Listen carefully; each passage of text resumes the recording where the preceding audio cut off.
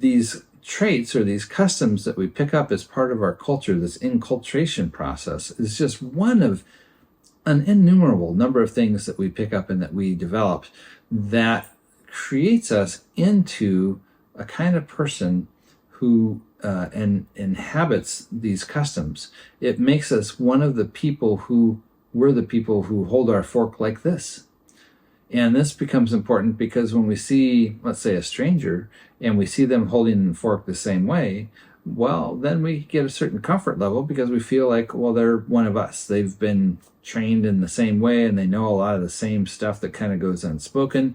But when we see people doing things differently, holding their forks differently, or using something other than forks, or that they're dressing slightly differently, or using vocabulary in ways that are different than how we knew about them, then it becomes very concerning. It can generate a lot of anxiety because we don't know what else they don't know.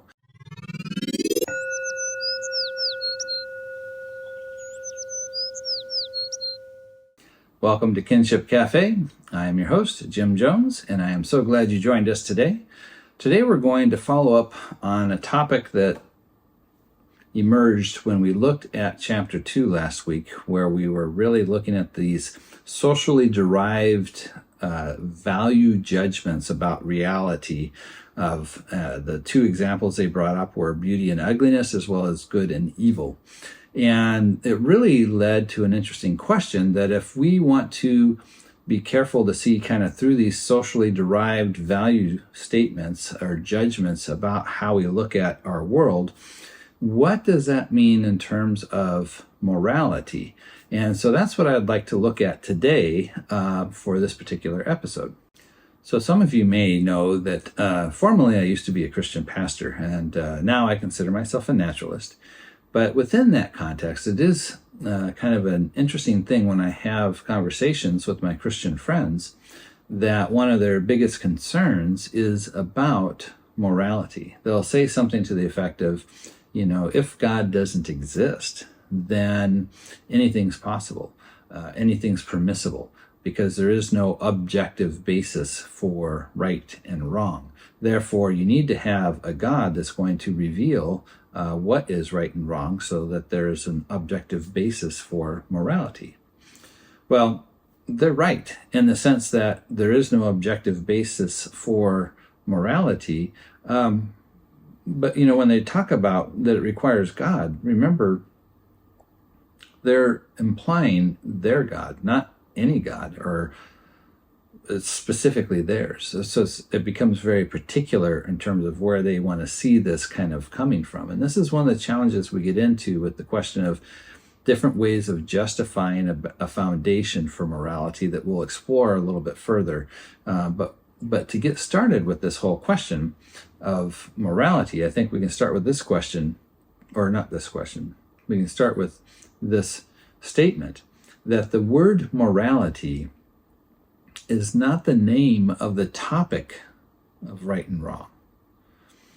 And we can think about this because there's other ways we can talk about right and wrong. For example, laws can determine or prescribe what is right and wrong. However, a law could be judged by someone who's claiming to come from a moral perspective about whether or not the law is moral or immoral.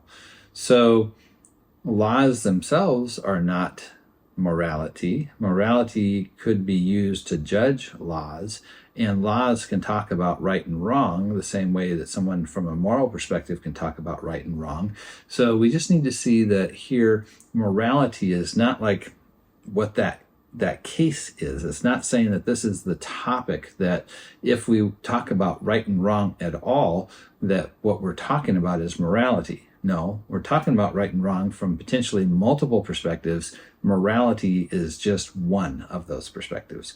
And so we'll kind of flesh that out. But to begin with, I want to look at how we might talk about right and wrong and human behavior and how these things are adjusted within society, to see how we would go about talking about these things without using the term morality. So as I see it, there's really three main areas that we can look at or need to look at to kind of understand this realm of human behavior. And that's laws, customs, and emotions. Now, I'll refer to emotions as biological predispositions. So I'll begin with emotions, or again, as I said, biological predispositions. Humans come pre-wired with pro-social emotions that generate behaviors that connect us with others. The reason that evolution has selected for pro-social emotions is because our heads are too big. Our evolutionary path found it easier for humans to give birth prematurely rather than restructure the female birth canal. So we are born before our brains and heads are fully formed, which means that our offspring are helpless and unable to care for themselves. Unlike almost every other creature, where they practically hit the ground running. But again, this is not so for us.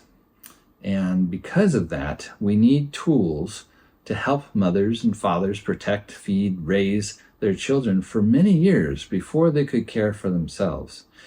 And even as adults, we are heavily dependent on strong social connections. Neuroscientist Matthew Lieberman had this to say about one of our most powerful pro-social emotions, pain. He writes, "Our brains evolved to experience threats to our social connections in much the same way they experience physical pain, by activating the same neural circuitry that causes us to feel physical pain. Our experience of social pain helps ensure the survival of our children by helping to keep them close to their parents. The neural link between social and physical pain also ensures that staying socially connected will be a lifelong need, like food and warmth." Again, he goes on to say, "We all inherited an attachment system that lasts a lifetime, which means we never get past the pain of social rejection, just as we never get past the pain of hunger. We have an intense need for social connections throughout our entire lives." Along with pain, some of the key pro-social traits that we come pre-wired with are an obligation to practice reciprocity, a sense of fairness, love, anger, compassion, and empathy.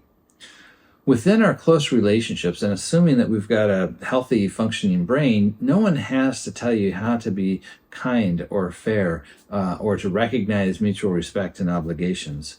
Our pre-wired pro-social evolutionary emotions of love, compassion, and empathy kick in to guide our behavior. Our emotions of anger get triggered when we feel someone in the community has not been fair or reciprocated as they should. Our biological predispositions wire us to have feelings of right and wrong behaviors. And this brings us then to customs. And customs can be quite interesting. Perhaps you've heard the story about the boy who's watching his mother cook for an extended family dinner. He noticed his mother cutting the ends off the roast before putting it in the pan to cook it. The boy asked his mother why she did that, and she said that is how her mother taught her. Well, his grandmother happened to be there for the dinner, so the boy asked his grandmother, why did they cut the ends off of the roast before cooking it? And the grandmother said, I don't know why your mother does. I had to because my pan was too small. See, we often pick up customs about how we're supposed to do things before we're even aware of, that it's happening. We're young. We don't even know what the original reason for it was. But we pick it up and it becomes part of our identity, which will be one of the things we talk about a little bit more here. One of the ways I like to talk about this is the example of how we hold a fork. So when talking about holding a fork, it was instilled into me when I was young that this is the only proper way or the only acceptable way to hold a fork. And at that time, you might even be out in public, and if you were holding your fork in an incorrect manner, somebody might even say something to you. It was something that everybody did, and it was just part of what was expected. But then we have to ask the question, well, why does it matter how you hold your fork? Isn't the point just to get the food into your mouth? Well, it is. However, these traits or these customs that we pick up as part of our culture, this inculturation process, is just one of an innumerable number of things that we pick up and that we develop that creates us into a kind of person who inhabits these customs. It makes us one of the people who, we're the people who hold our fork like this. And this becomes important because when we see, let's say, a stranger and we see them holding the fork the same way, well, then we get a certain comfort level because we feel like, well, they're one of us. They've been trained in the same way and they know a lot of the same stuff that kind of goes unspoken. But when we see people doing things differently, holding their forks differently or using something other than forks, or that they're dressing slightly differently or using vocabulary in ways that are different than how we knew about them, then it becomes very concerning. It can generate a lot of anxiety because we don't know what else they don't know. It's one of those ways that we create this kind of extended kinship within our culture beyond just who we can know personally that allows for a lot of cultural interaction to happen. So all these cultural customs can be very interesting in terms of how they help us to understand about who we are and who other people are. But we also can recognize that sometimes we don't always know why we're doing these things. We just kind of grew up with them and we might not even be aware that they exist until we see somebody doing it different. And then there's that contrast that brings it out and brings it to the fore. So within this realm of cultural customs, then, is also where things like religious ways of doing things are adopted. But sometimes we have to interact with people that might not be part of our community or our culture, and this is where laws come into play. Laws set the standards for human behavior across cultural differences and within a particular governing body. Again, we know then that these biological predispositions or the emotions, and that customs and laws are not what we necessarily mean by morality, because morality can still step in to try and judge each of these as to whether or not they're considered moral or immoral. So we may become pre-wired to get angry, but we may have a moral perspective that wants to curtail that anger. Maybe, let's say, from a Christian perspective, where there's this idea of wanting to be able to love even our enemies, right? So just because there's that biological predisposition, it doesn't mean just because it exists that that's actually the definition of morality. Again, morality can try to supersede that. Customs, same thing. Someone from a moral perspective might be judging a particular custom as to whether or not it should be considered moral. And again, we talked about laws, the same kind of thing. But let's notice here, by going through and this was rather brief, I know, the biological predispositions or our emotions, the customs and laws, we were able to pretty much talk about the whole suite of human types of behavior regulation within community and cultures that did not have to resort to the language of morality. So if morality is not these things, we're still kind of stuck with the question, well, what is it? Well, just before we can answer that, I want to say something about how we find ourselves subject to constraints on our behavior. So obviously our biological predispositions aren't something that we have to adopt. It's just something that we're born with. Customs are often trained into us when we're very young, and so we didn't really have a choice at that point. It just kind of crept in. But as we get older, we do have the ability to evaluate them and sometimes reject them or sometimes embrace, pick up new ones, whatnot. But then laws are the only ones that, at least by the time we each reach the age of accountability, are enforced on us. And this really gets to the core of a question here, that if we've got constraints on, if we have constraints on human behavior that we want to enforce on other people, how do we do that? Well, if we think about how that happens in terms of laws, we could say that there's an ideal way, which would be something like in a democratic society, laws can be justified as being for the common good and then collectively chosen for that goal. And then ideally, we would choose to be willing to submit to that law out of our desire for the common good. We could think about something like driving on the right side or the left side of the road. There's no objective reason for that, but we could come up with a justification for that, saying, well, we'd like everybody to be able to make it home at night. So we can see the logic of why we would pick, let's say, the right side of the road, as we do in America, for the proper side of the road to drive on. So we made that right, and driving on the other side of the road would be wrong. Again, not a moral judgment, it's just a legal judgment. But what's unique about that as a law is it's justified. So, or it should be ideally, and we'll talk about that in a minute. But what happens about other laws where maybe we don't necessarily agree with it? How is it that those end up getting enforced? Let's say like maybe taxes or some other law that we don't actually care much about. Well, any type of government then is going to also have the only sanctioned or authorized use of violence. And it's kind of a circular argument because they're the ones saying that this is the only authorized use of it. But the point is that ultimately there's the threat of incarceration or punishment or, being taken out in terms of, having to now live in prison.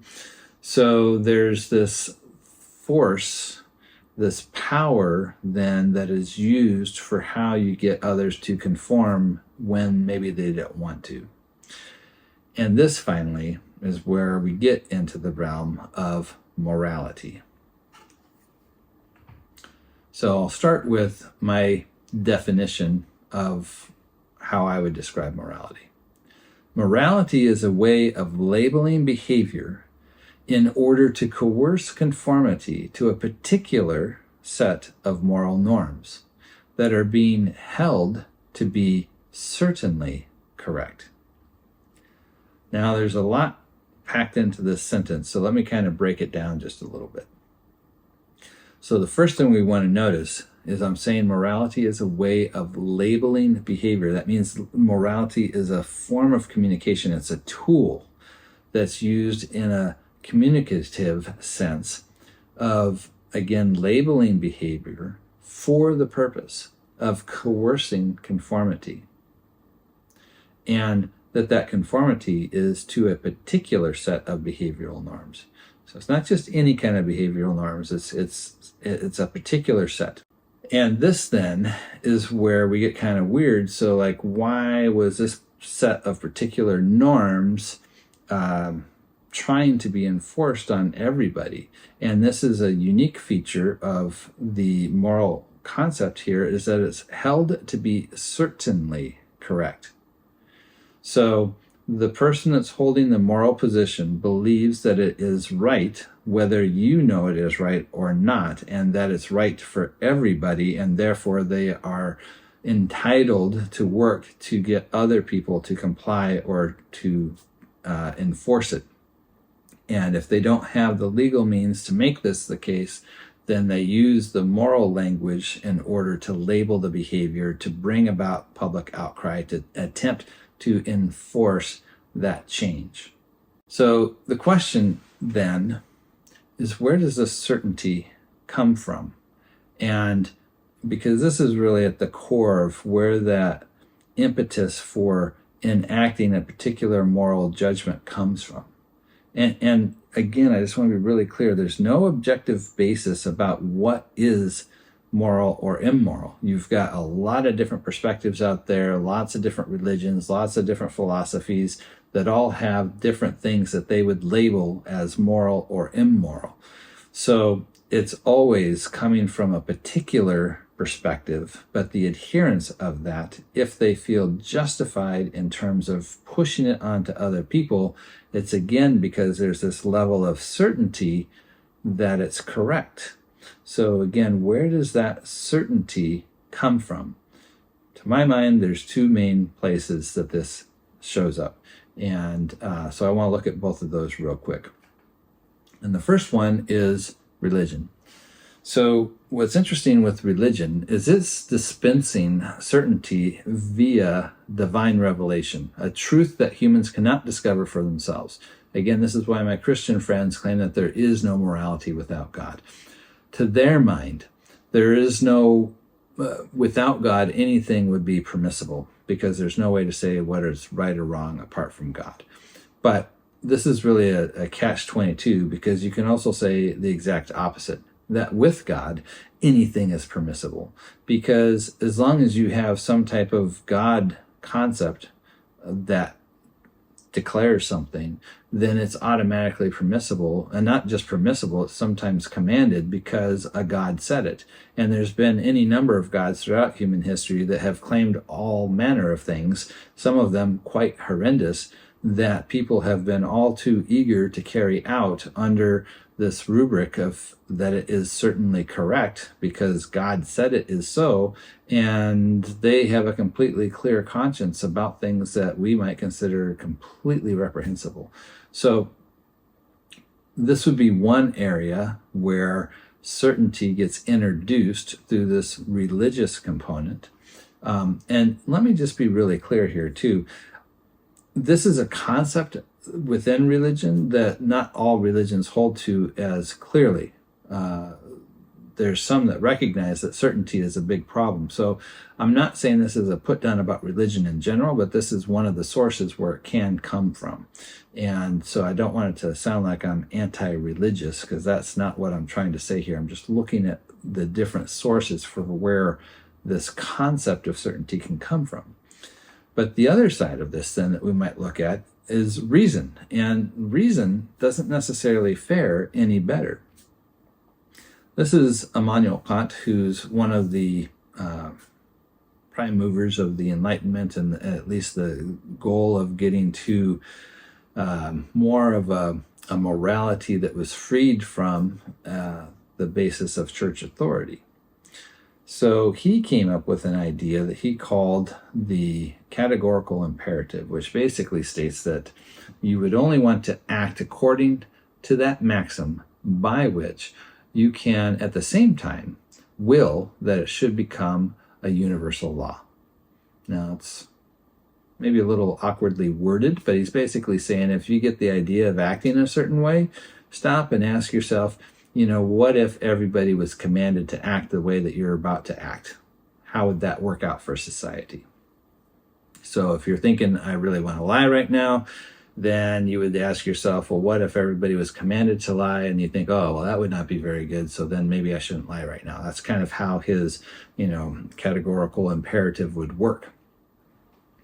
So how does this play out? What do we see in terms of what he comes up with in this regard in terms of his definitions of morality? Well, he had this to say about the question of a woman and what the moral implications would be if she happened to kill her illegitimate child. Here's what he had to say. A child that comes into the world apart from marriage is born outside the law, for the law is marriage, and therefore outside the protection of the law. It has, as it were, stolen into the Commonwealth, like contraband merchandise, so that the Commonwealth can ignore its existence, since it rightly should not have come to exist in this way, and can therefore also ignore its annihilation. Now, I sometimes try to think how long he must have kind of labored over this passage and making sure it was just right for publication. I'm sure in some way it kind of made sense to himself and other people at that time, but to us today it sounds absolutely bonkers. And we can see that it's clearly a product of his time and place, where their particular biases were just kind of woven into what they were trying to say was logical or reasonable.